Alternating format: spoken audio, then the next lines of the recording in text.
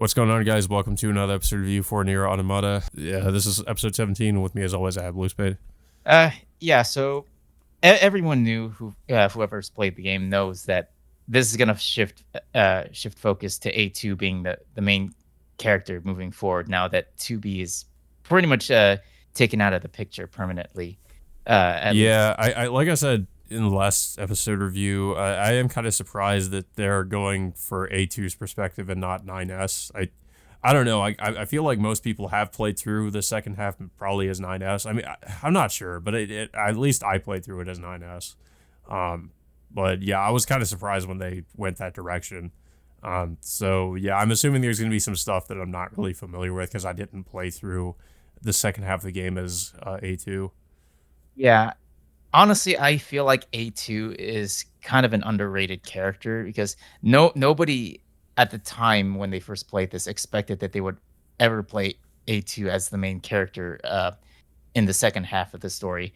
But I feel like Yeah. even when I played her, like I feel like she didn't get as much development as I really hoped she would. I mean, I wonder if the anime is like trying to sort of address that by going back to the Pearl Harbor stuff like they did in this episode. Like they go back to the A2 flashback. yeah, it I think the anime version definitely is trying to address this more properly with with A2's backstory, especially if Yoko Taro is also being involved in developing this anime too. Um, Mm. Technically, the Pearl Harbor descent uh, was covered like through various different supplemental material outside the game, like a light novel, a manga that's currently being released right now in Japan, but it's currently not being translated uh, in the states right The now. the Pearl And Harbor descent record. yeah, and then there No, was it came over in the states. oh, it did. Okay, Yeah, I have all three volumes of it. okay. And then there was also the Japanese stage play, which also covered this storyline.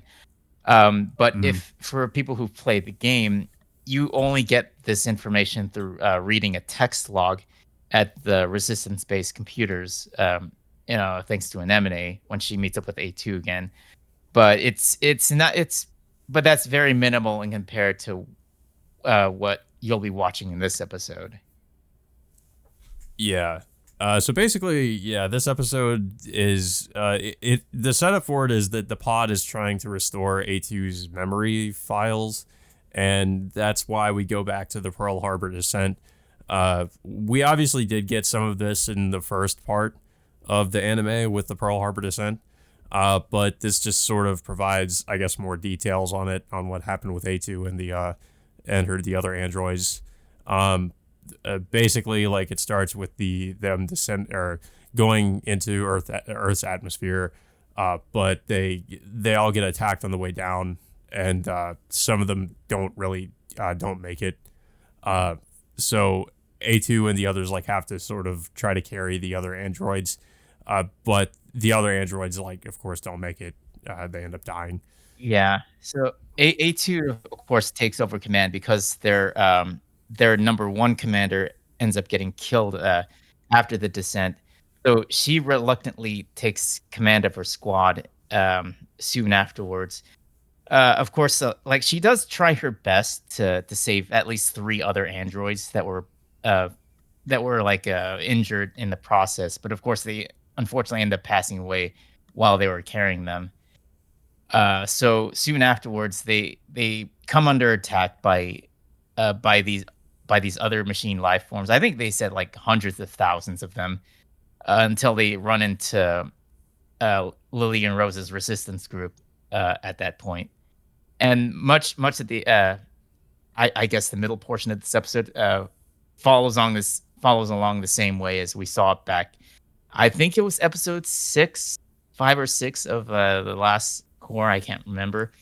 I Um, think so. but yeah, it goes into A2's perspective, like of requesting help from the resistance group, that they need allies because command at Yorha is unwilling to give them any support. Um, after their botched descent. So now after this, Rose and Lily's resistance group eventually accept their offer to help them to take down this server over in Pearl Harbor. Yeah. Uh, a lot of the episode is just them like interacting with the resistance group, like A2 and the other androids. And I guess we see what Lily was like before she took over the resistance. Um, at some point, Lily also gets, I guess, hit with the logic virus, and uh, she does like she goes berserk.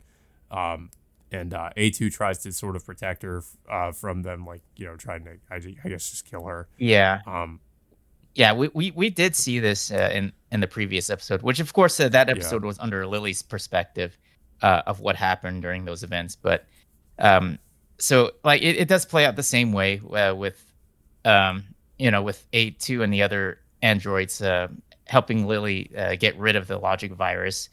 So it soon shifts us back to A2, talking to Rose about A2, discussing the difficulties and the pressures of being a leader of their respective groups. And of course, Rose, of course, gets into her own reasons of being a leader. I mean, she doesn't want to be, but she views like her entire group as being a family rather than just like I guess being like a subservient team like A2's group is. yeah. And yeah, I think it does eventually cut to them like after what happened with the other resistance members being killed, and like they're all in the elevator.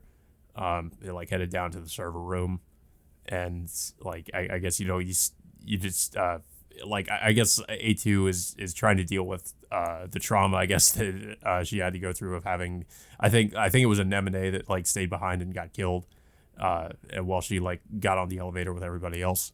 Um, and I think somebody says something like androids don't aren't able to dream. Uh, but yeah, because he says it's like a nightmare. But they eventually get down to the server room and they come across these robots, I guess, that have some of the androids on somehow they've gotten under their control. And it looks at least like to me it kind of looks like they're also inflicted with the logic virus because the red eyes.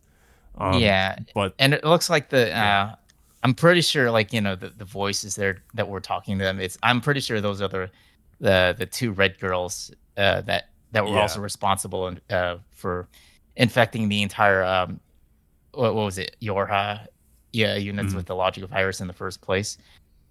So they mentioned A2 and the other uninfected android end up fighting two of their other comrades.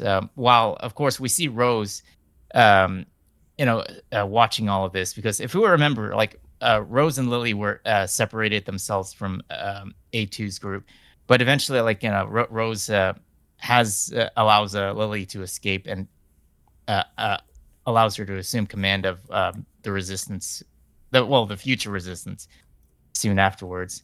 So she goes back, watches this fight unfold, and decides to help out A2 before she gets stabbed uh, by one of her infected Yorha members. So while in the process, like Rose eventually gets infected with the logic virus, and which allows like the other android to collect the black boxes in their possession, and pretty much destroy the server room in the process. yeah.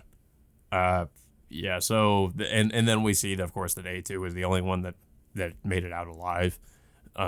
Which kind of sort of explains like why she sort of is the way she is now, because obviously we see she has a completely different personality in these flashbacks, but now like I guess because of what happened to her, she's just become so traumatized by what happened that she's pretty much a completely different person. She doesn't trust Yorha, and that kind of explains why. Yeah. Um, It could, but yeah, also another reason is during that fight is I think the red girls told yeah, A2 that Yorha has deliberately sent them, uh, to their deaths, so they can get right, yeah, combat data to for their models to become future models, as as evidenced with the A2 being like, I guess you could say she's the prototype model for 2B. yeah, and I think there is also a little detail in the episode where I think you see like um, Rose had this like piece of paper with her, and it had like the names of the different androids, and I think it looked like it had like tally marks on there. So I guess it just showed how many times maybe like they died. I guess that's how many times they died I and think were brought I back. looked kind of looked into that. Is Rose gave each of the androids their own names. I think Oh, okay. yeah, I think when I looked at that list, um, it was like each of their individual names. I think she tried giving them different names based on flowers, but she crossed some of them off until like she ended up circling them and decided to give each of the androids their names. I think Yeah, A2's because there was a scene earlier where they had those flowers, and they were like, I guess they were basing their names on the flowers. yeah, and I think Rose ends up naming A2 Frisia. That's what he called her. I think so. Yeah, Yeah. so yeah, but overall, yeah, it was a really good episode. I really did like how they explored A2's backstory a lot more in detail, and of course, it was also like pretty emotional too, just seeing A2 just suffer through all of this. Um, Pretty Yeah. much leading into like how she is currently in the game right now. Yeah, I thought it made sense for Taro to, I guess, include that in the anime. Um, Considering, I guess like you said, people had complaints that A2 wasn't like really a developed enough character, or that we didn't really know as much about her. Um, so I mean, I like that he's adding this stuff in from, I guess, the supplemental material for Nier Automata. Yeah, Um, and of course, the end of the episode shows with A2 waking up at Pascal's village before she loses yeah. consciousness again, but not before reliving like a memory that she intentionally deleted before the pod ends up restoring her that deleted memory by showing that A2 and Lily promising that you know and and all of her friends will stay together after this mission, but of course that it didn't eventually happen. And Mhm. it's kind of another thing that happens, like by I think, by ending C, in which, A2, reaches out her hand and she says that, she'll see everyone again. At first, I didn't know what that meant at the time, but eventually it made more sense, when I read the Pearl Harbor descent reports. And of course, Mhm. people will understand further, once they watch this episode. Yeah. But yeah, I agree. It was a great episode. I like how, like I said, how they're expanding from the game. I am interested to see how it's going to play out for the rest of the anime, though. If they're going to just mostly focus on A2, or if they're going to, switch between, I guess, A2 and 9S's perspective. I think it would make sense if they did it that way, because considering we're not really going to be following 9S. Um, but yeah, I guess we'll have to see what happens. I don't have much else to say about the episode, though. I don't know if you have anything else to say about it. Yeah, I mean, I definitely like this episode just as much as I did the previous episode before this. It did like it. The second part of this season is really hitting it much harder than it did with the first half because um it's definitely getting to like the more climactic feel of from the game itself. Yeah, and I also think it benefits from not having those production delays like in the first part. I mean, at least I hope not, considering that Yeah, how far we are in the show right now. yeah. But yeah, guys. So that all being said, until next time, we will see you all later.